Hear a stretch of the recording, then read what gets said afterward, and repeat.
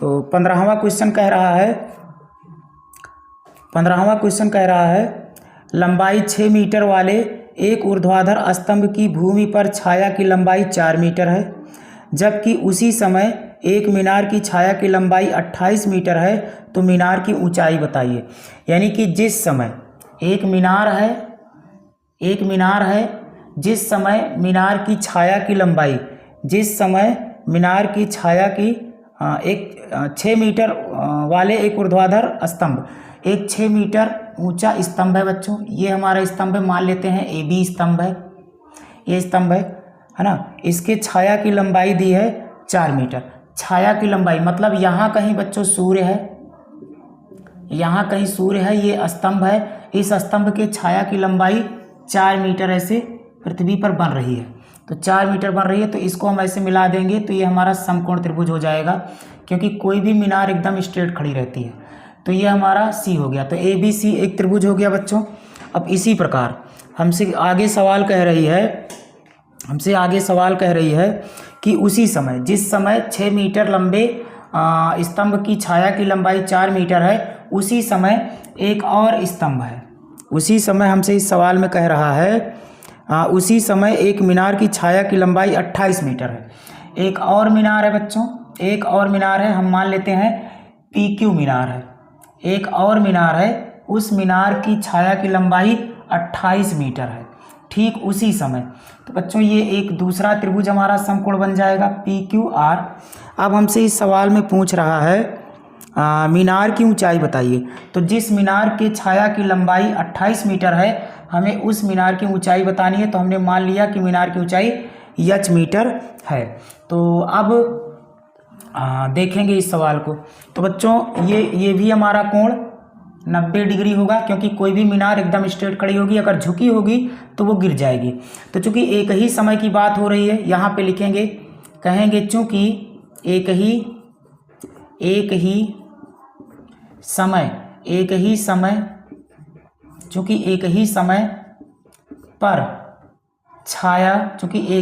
पर छाया बन रही है, चूंकि एक ही समय पर छाया बन रही है, इसलिए बच्चों, इसलिए कोण C बराबर हो जाएगा कोण R के।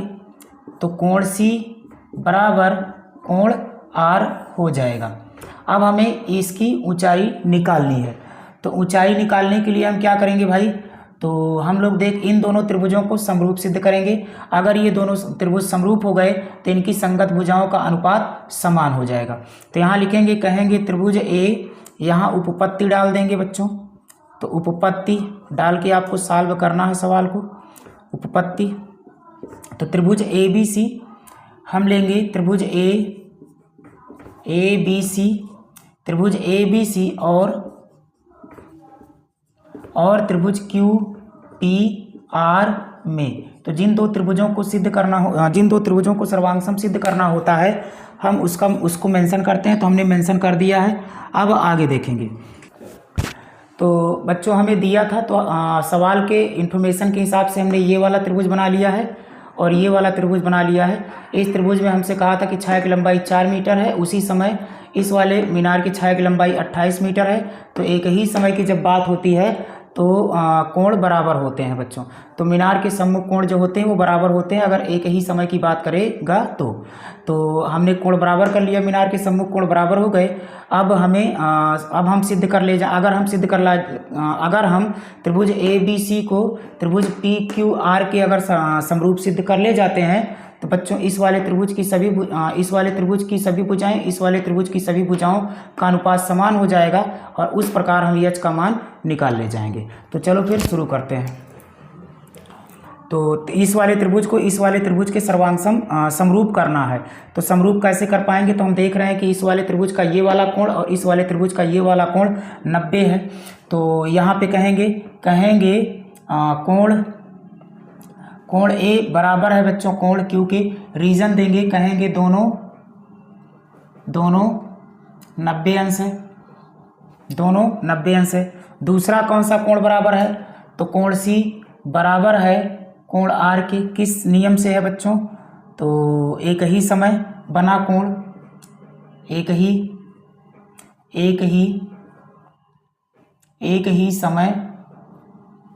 ही समय पर बना कोण, एक ही समय पर बना कोण, एक ही समय पर बना कोण है बच्चों, तो ये बराबर हो गया। और हम जानते हैं कि अगर किसी भी त्रिभुज के दो कोण बराबर होते हैं तो तीसरा अपने आप बराबर हो जाता है, या फिर हाँ ठीक है, तीसरा अपने आप बराबर हो जाएगा। तो तीसरे में तीसरा क्या है, तो कोण बी बराबर हो जाएगा कोण पी के। ये किस नियम से होगा, तो ये हो जाएगा कोण योग गुणधर्म से, कोण योग गुणधर्म से हो जाएगा। तो बच्चों एंगल से त्रिभुज ABC त्रिभुज PQR के समरूप हो जाएगा। तो यहाँ कहेंगे त्रिभुज ABC समरूप है त्रिभुज PQR के। त्रिभुज ABC समरूप है त्रिभुज QPR के। तो बच्चों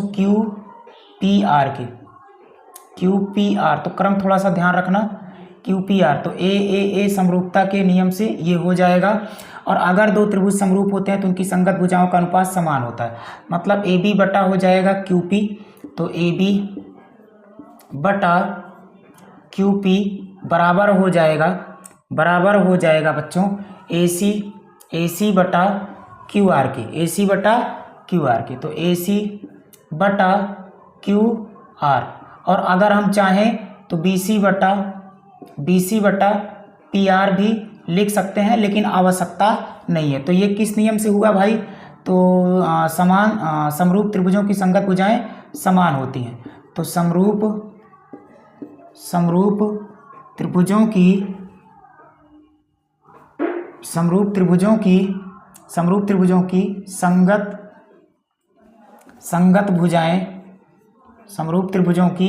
संगत भुजाएं समानुपाती होती हैं। इस नियम से ये हो जाएगा। तो हमें आवश्यकता है सिर्फ AB बटा QP बराबर AC बटा QR की, इसकी आवश्यकता नहीं है। तो तीनों बराबर है, जिसकी ज़रूरत होती है, जितने की ज़रूरत होती है उतना हम ले लेते हैं, बाकी छोड़ देते हैं। तो ये हमारा हो जाएगा AB बटा QP लेंगे, AB बटा QP बराबर AC बटा बच्चों QR ले लेते हैं, इसकी आवश्यकता नहीं है तो छोड़ देंगे। तो AB हमारा है 6 मीटर बटे QP है बच्चों H बराबर, QP है H, AC है हमारा 4 मीटर, और हमारा QR है 28 मीटर। तो मीटर से मीटर कटेगा बच्चों, 4 एकन्नम 4 और 4 सत्ते 28। तो ये हो जाएगा 6 मीटर बटे H बराबर 1/4। तो त्रिया गुणा करेंगे, इसका गुणा इसमें होगा और इसका गुणा इसमें होगा। तो H एकन्नम H बराबर हो जाएगा 6 मीटर गुणे 4। तो ये हो जाएगा H बराबर 6 चौको 24 मीटर। तो बच्चों मीनार की ऊंचाई हो जाएगी 24 मीटर, और यही हो जाएगा इस सवाल का आंसर। तो उम्मीद करते होंगे कि सवाल समझ में आप लोगों को आई होगी, और अगर सवालें समझ में आ रही हैं बच्चों तो लाइक शेयर और सब्सक्राइब जरूर करिएगा।